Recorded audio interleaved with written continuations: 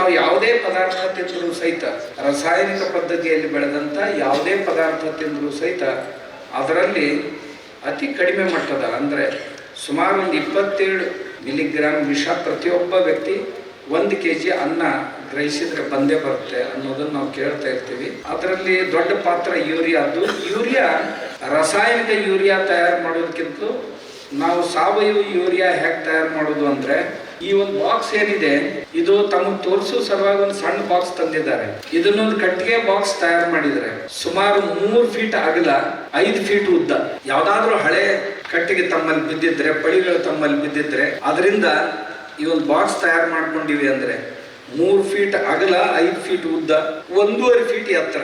ಇದರಲ್ಲಿ ತಮ್ಮದೇ ಹೊಲದಲ್ಲಿರುವಂತಹ ಅಥವಾ ಬದುವಿನ ಮೇಲಿರುವಂತಹ ಅಥವಾ ಗಿಡದ ಕೆಳಗಿರುವಂತಹ ಅಥವಾ ಅದು ಆಗದೆ ಇದ್ರೆ ಒಳ್ಳೆ ಮಣ್ಣು ಅಂತ ತಮ್ಗೆ ಯಾವ್ದು ಅನ್ಸುತ್ತೆ ಆ ಮಣ್ಣನ್ನ ಚೆನ್ನಾಗಿ ಅದರಲ್ಲಿ ಕಲ್ಲುಗಳು ಇರದಂತೆ ಆ ಮಣ್ಣನ್ನ ಇದರಲ್ಲಿ ಹಾಕಬೇಕು. ತಳದಲ್ಲಿ ಒಂದು ಪ್ಲಾಸ್ಟಿಕ್ ಹಾಸಿ ಆ ಮಣ್ಣನ್ನ ಇದರಲ್ಲಿ ಹಾಕಬೇಕು. ಪೂರ್ತಿಯಾಗಿ ತುಂಬಿದ ನಂತರ 15 ಘನ ಫೂಟ್ ಮಣ್ಣು ಬರುತ್ತೆ. ಅದರಲ್ಲಿ 3 ಮತ್ತು 5 ಇರೋದ್ರಿಂದ 1 ಫೀಟ್ ಎತ್ತರ ಇಟ್ಕೊಂಡ್ರೆ 5 3 15 ಫೂಟ್ ಎತ್ತರದ 15 ಫೂಟ್ ಒಟ್ಟು ವಿಸ್ತಾರದ ಮಣ್ಣು ಅದರಲ್ಲಿ ಇರುತ್ತೆ. ಅದರಲ್ಲಿ ಈ ಗೋಮೂತ್ರ ಅಂತ ಏನಿದೆ ಅಲ್ಲ, ಮೊದಲನೇ ದಿವಸ ಒಟ್ಟು ಈ 5 3 15 ಘನ ಫೂಟ್ ಮಣ್ಣಿನಲ್ಲಿ 90 ಲೀಟರ್ ಗೋಮೂತ್ರವನ್ನು ಇಂಗಿಸಬೇಕಾಗಿದೆ. ಮೊದಲನೇ ದಿವಸ ಈ ಗೋಮೂತ್ರವನ್ನ 30 ಲೀಟರ್ ಗೋಮೂತ್ರವನ್ನು ಮೊದಲನೇ ದಿವಸ ಅದರಲ್ಲಿ ಹಾಕಿ ಮಿಕ್ಸ್ ಮಾಡಬೇಕು. ಎರಡನೇ ದಿವಸ 15 ಲೀಟರ್ ಗೋಮೂತ್ರ ಹಾಕಬೇಕು. ಮೇಲೆ ಗೋಣಿ ಚೀಲ ಹಾಕಿ ಮುಚ್ಚಿಡಬೇಕು. ಮೂರನೇ ದಿವಸ ಮತ್ತೆ 10 ಲೀಟರ್ 30 15 15. ಮೂರನೇ ದಿವಸ ಮತ್ತೆ 15 ಲೀಟರ್ ಹಾಕೋದು, ಮತ್ತೆ ಎಲ್ಲ ಮಿಕ್ಸ್ ಮಾಡೋದು, ಮತ್ತೆ ಮುಚ್ಚಿಡೋದು. 4 5 6ನೇ ದಿವಸ 10 ಲೀಟರ್ ಪ್ರತಿ ದಿವಸ 10 ಲೀಟರ್ನಂತೆ ಗೋಮೂತ್ರ ಹಾಕಿ ಮಿಕ್ಸ್ ಮಾಡಿ ಇಟ್ಬಿಡೋದು.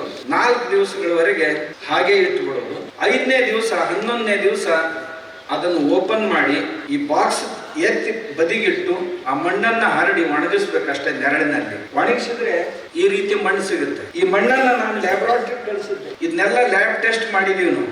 ಯೂರಿಯಾದಲ್ಲಿ ಸಾರಜನಕದ ನಾರ್ಮಲ್ ರೇಂಜ್ ಎಷ್ಟಿರುತ್ತೆ ಚೀಲದಲ್ಲಿ ಅಂದ್ರೆ 180ರಿಂದ 240ರವರೆಗೆ ಇರುತ್ತೆ. ಆದ್ರೆ ಈ ಗೋಮೂತ್ರ ಹಾಕಿ ತಯಾರಿಸಿದಂತ ಯೂರಿಯಾದಲ್ಲಿ ಒಂದ್ಸಾರಿ ಇದನ್ನು ಪ್ಯಾಕ್ ಮಾಡಿಟ್ರೆ ಇದು 6 ತಿಂಗಳವರೆಗೂ ಇರುತ್ತೆ.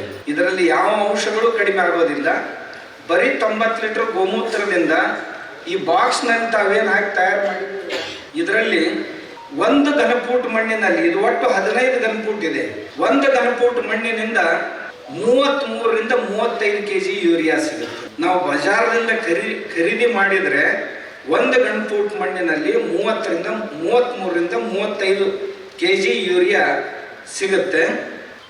ಒಟ್ಟು ಮಣ್ಣೇನಿದೆ ಇದರಿಂದ 500 kg ಯೂರಿಯಾ ಸಿಗುತ್ತೆ. 3/5 ಬಾಕ್ಸ್ ಏನಿದೆ ಇದರಲ್ಲಿ ತಯಾರಿಸಿದಂಥ 90 ಲೀಟರ್ ಗೋಮೂತ್ರ ಹಾಕಿ ತಯಾರಿಸಿದಂಥ ಯೂರಿಯಾ ಏನಿದೆ ಇದು 500 kg ಯೂರಿಯಾಕ್ಕೆ ಸಮನಾಗಿರುತ್ತೆ. ಅದರಲ್ಲಿ ತಾವು 40 kg ಬ್ಯಾಗ್ ತುಂಬಿದ್ವಿ ಅಥವಾ 50 kg ಬ್ಯಾಗ್ ಹಾಕಿದ್ರೆ ಸುಮಾರು 500 kg ಅಂದ್ರೆ 10ರಿಂದ 11 ಚೀಲ ಯೂರಿಯಾ ಸಿಗುತ್ತೆ. ಮಾರ್ಕೆಟ್ನಲ್ಲಿ 45 kg ಯೂರಿಯಾದ ಚೀಲಗಳು ಸಿಗ್ತಾವು. ಇದು ನಾವು ಮಾಡಿದಂಥ 11 ದಿವಸದ ಪ್ರೊಸೀಜರ್ ಏನಿದೆ ಇದರಲ್ಲಿ 11 ಚೀಲಗಳಷ್ಟು ಯೂರಿಯಾ ಸಿಗುತ್ತೆ. ಇದರ ಮೆಡಿಕಲ್ ರಿಪೋರ್ಟು ಯೂರಿಯಾದಲ್ಲಿ ಯಾವ ಸತ್ವಗಳು ಇವೆಯೋ ಅದು ಸರಾಸರಿ 180ರಿಂದ 240ರಷ್ಟು ಸಾರಜನಕ ನಾವು ತರುವಂಥ ಯೂರಿಯಾದಲ್ಲಿದ್ದರೆ ಇದರಲ್ಲಿ 401% ಯೂರಿಯಾ ನಮಗೆ ಸಿಗುತ್ತೆ. ಹೆಚ್ಚು ಕಡಿಮೆ ಅದರ ದುಪ್ಪಟ್ಟು.